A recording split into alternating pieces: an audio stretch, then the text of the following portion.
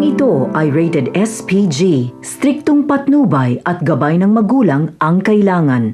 Nag-cruise na ngang muli ang mga landas ni David at Pablo at tama ang hinala ni Pablo na ang Jesus na sinabi ni Catherine ay ang kanyang kinaiinisang anak ni Ramon. Kaya naman dito muli silang nagsapakan at ayaw magpatalo sa isa't isa. Samantalang si Tanggol naman ay labis-labis ang pasasalamat kay Bubbles dahil sa mga tulong na nagawa nito. Sinabi ni Bubbles na walang anuman umano dahil magkaibigan naman sila. Pero sa loob ni Bubbles ay hirap na siyang magkunwari na hindi niya gusto si Tanggol. Natatakot lang siya na sabihin dahil baka hindi pa handa si Tanggol na muling umibig.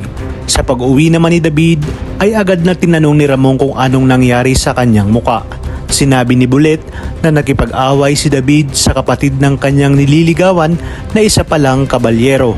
At nang nalaman ito ni Ramon at Don Julio ay hindi nga sila tumanggi dahil pabor umano ito para mas palakasin pa ang kanilang alyansa sa mga kabalyeros. Maging si Senyora Bettina ay pabor din nang malaman nito na isang Montenegro ang pumuporma kay Catherine. Samantala, mahaba-habang inuman ang nangyari kay Tanggol at Bubbles. Dito nalaman ni Bubbles na pati pala ang lola tinding ni Tanggol ay pinalayas ng kanyang tatay Rigor. Kaya naman nagpresenta si Bubbles na handa niyang samahan si Tanggol para hanapin ang kanyang lola. Nagpasalamat muli si Tanggol at naalala ang kanyang mga kaibigan.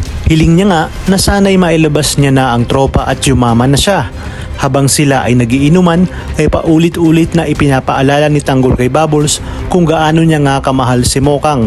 Ayon kay Tanggol, si Mokang ang dahilan kaya siya lumalaban. At ngayong nakalaya na siya ay gagawin niya ang lahat para mabigyan ng katarungan ang pagkamatay nito. At ang mga dapat nating abangan. Malalaman na ni Marites ang pagtataksil ni Rigor.